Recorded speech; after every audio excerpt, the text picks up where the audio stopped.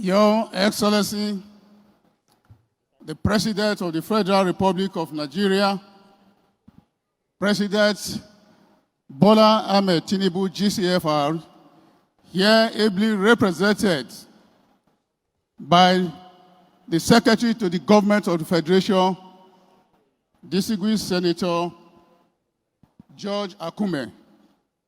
Let me also recognize the President of the Senate of the Federal Republic of Nigeria, the common President of the Senate, distinguished Senator Godswill Obot Akpabio. We are also privileged to have here today a former President of the Federal Republic of Nigeria, who is also a son of the soil, President Goodluck Ebele Jonathan. Let me also recognize the presence of the National Assembly members, senators, House of Representatives, and their chairman, including my leader, distinguished Senator Adams Oshomori, who is here present. Let me also recognize the presence of our traditional rulers, who are here represented by Truck-Up leadership, and, of course, every other personality here present, including the Managing Director, Chairman, and Board of NDDC. First, I want to say that I'm indeed very glad to be here today to make a few remarks on this very auspicious occasion marking 25th anniversary of NDDC. For me, this occasion is not only a celebration of the Commission's journey, but also a reaffirmation of our collective commitment to the sustainable transformation of the Niger Delta development. 25 years ago, in response to the passionate yearnings of the people of Niger Delta and in recognition of the immense contributions of the region to the socio-economic development of the nation, the federal government established the NDDC. The Commission was tasked to catalyze infrastructural and socio-economic development, act as a bridge between the federal government and host communities, and tackle the unique challenges facing oil-producing areas in the region. Indeed, the creation of NDDC was a bold step and a victory accord in justice, equity, and inclusiveness. May I therefore seize this singular opportunity at this juncture to remark that we are celebrating today because the NDDC Act was passed by the National Assembly. Like somebody said today, the bill itself was an executive bill, but the final passage of the bill was that of the National Assembly.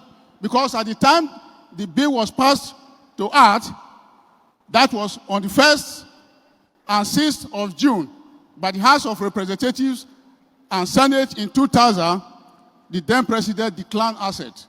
And it took the courage, steadfastness, magnanimity of the then presiding officers of the National Assembly, led by distinguished Senator Chuba Okadigbo and Honorable Gali Umar Naba, to pass that bill to act. And that is why the NDDC today is in existence. I think I will therefore use this opportunity for us to appreciate these gentlemen and also members of the then National Assembly, and in particular, members of the National Assembly from Niger Delta region, because they rally support among their colleagues to ensure that the bill was passed. It's part of the then President declining assent.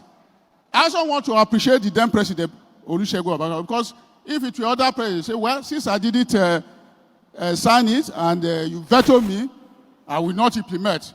But throughout his period, he implemented the act. And so also other subsequent presidents. And also to commend our president here, Jonathan, President Goodluck Jonathan, for the role he played to ensure that the activities of Niger Delta development move from strength to strength. Let me say that over the past quarter century, The NDDC has made significant progress in the area of infrastructure, education and health, skill acquisition and empowerment. In the life of this administration, with me as Minister of Niger Delta and now Regional Development, I have not only witnessed this progress, I have also supervised it along with my colleagues, the Honorable Minister of State, the Permanent Secretary, and the directors of the ministry. I want to say that in area of infrastructure, NDDC has constructed thousands of roads, kilometers of roads, jetties, bridges, and power stations. For example, last year alone, a good number of legacy projects that were abandoned in the past were commissioned. It has been mentioned that the Ogbean-Nebe Road, about 27 kilometers, was one of the legacy projects of this administration, but it was abandoned, not completed because of lack of funding. When this board came on board, money was provided by the president, and that project was completed and commissioned last year. We also saw to the commissioning of Okitikupa electricity projects that serve almost 5 states in only those states. For about 50 years, that region did not get electricity. But with this current board of NDDC, and with the intervention of Mr. President, money was provided, and that project saw the light of the day. And I was very much thrilled that while we were there, the governor of the state did mention that he was a member of the board of NDDC when that project started, that he was the happiest that he was now sitting as the governor of the state to see that the project saw the light of the day. So these are very, very important projects that were commissioned last year, including the 600-meter Ibeno Bridge and 7 kilometers Leak Road. We also commissioned the Ikobauka substation last year and a host number of other projects. This year alone, I know the number of projects that we have commissioned within the Niger Delta.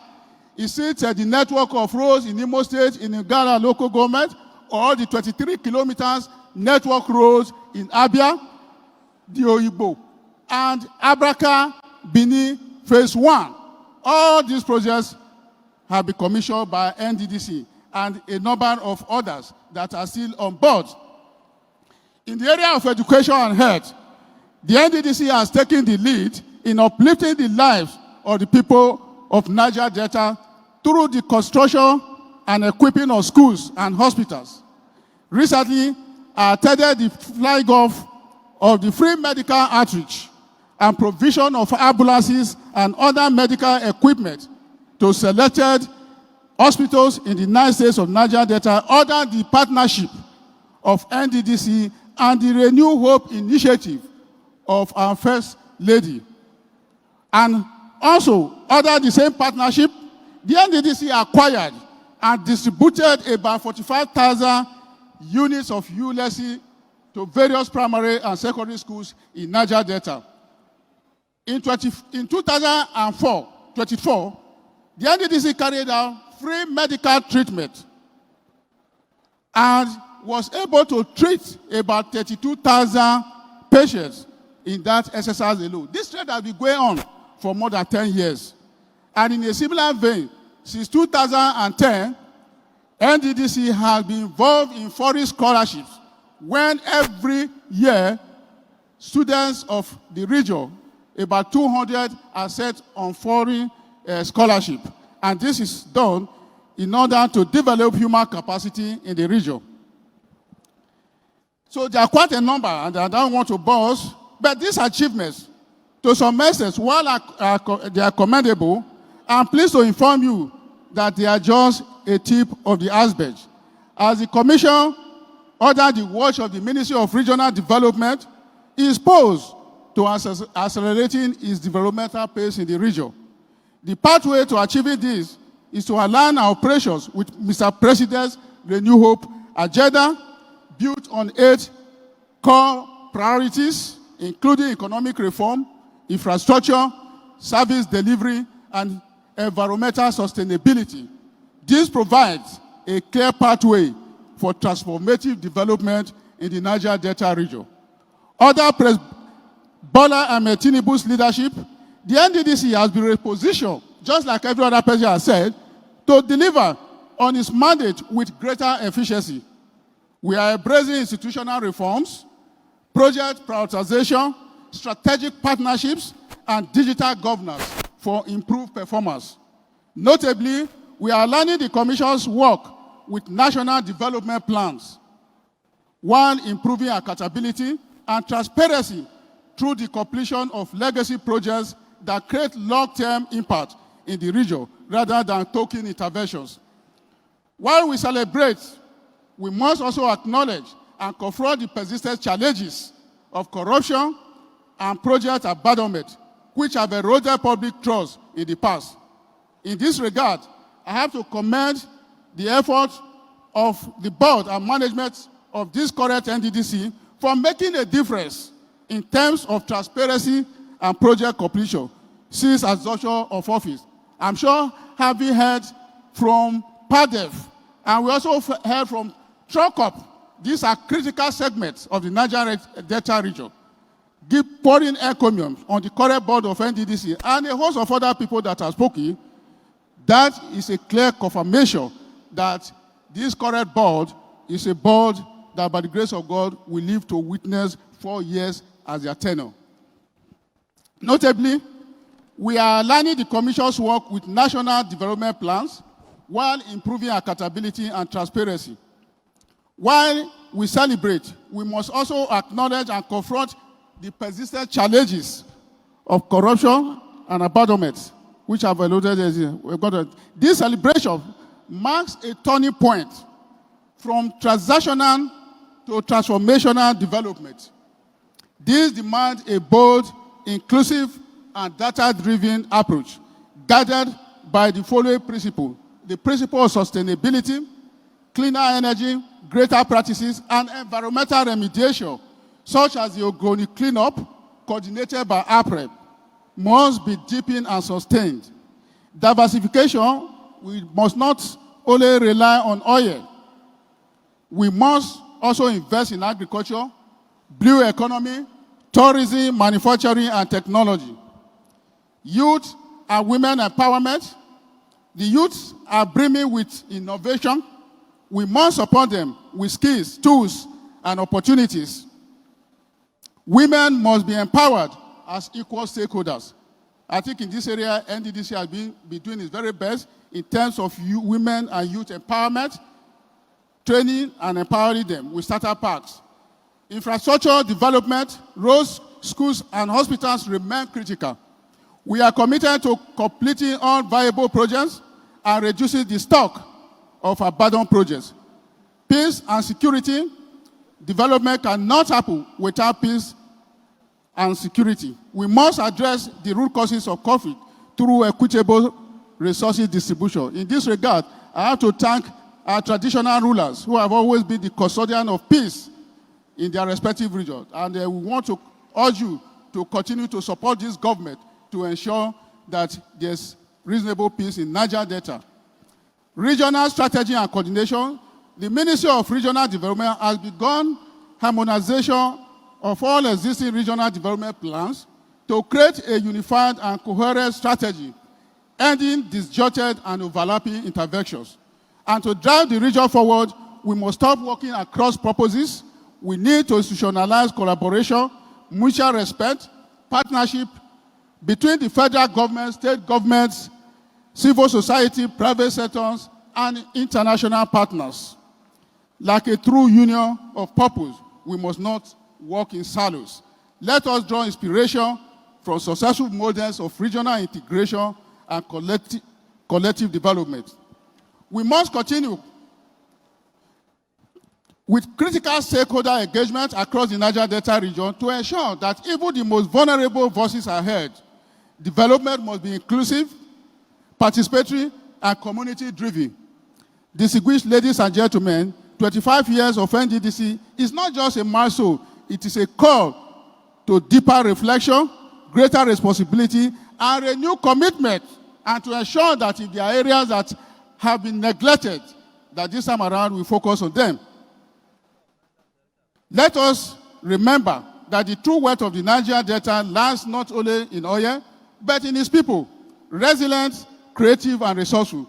Together, let us build a region where every child can dream without limitation, every youth can succeed without leaving their community, and every woman and man can live in dignity, peace, and prosperity. I wish to therefore, on behalf of the Ministry of Regional Development, extend my heartfelt congratulations to the board, management, and staff of NDDC, past and present, for their services. May the next 25 years mark a golden era of progress, pride, partnership for the Niger Delta and Nigeria as a whole. Lastly, let me use this opportunity to thank and commend the effort of the National Assembly, because since this board has been in place, the National Assembly has been very, very much cooperative, and they have been working to ensure that Niger Delta Development Commission budgets are passed expeditiously and without any hindrance. In this respect, I have to commend and thank the Okomo President of the Senate and the Speaker of the House of Representatives for playing that very role. And I'm sure it's because he was also a minister of the Niger Delta region, and he knows the problem. So once the budgets of the national NDDC comes to the National Assembly, we really never experience delays. So I wish to plead with you to ensure that the years ahead, and particularly as we soon present the 2025 budget, that the same manner that you will be passing the previous one, let it be passed this time, so that we can witness more meaningful development in the Niger Delta region. Let me also, at this point, pay tribute to our father, Pa E.K. Clark.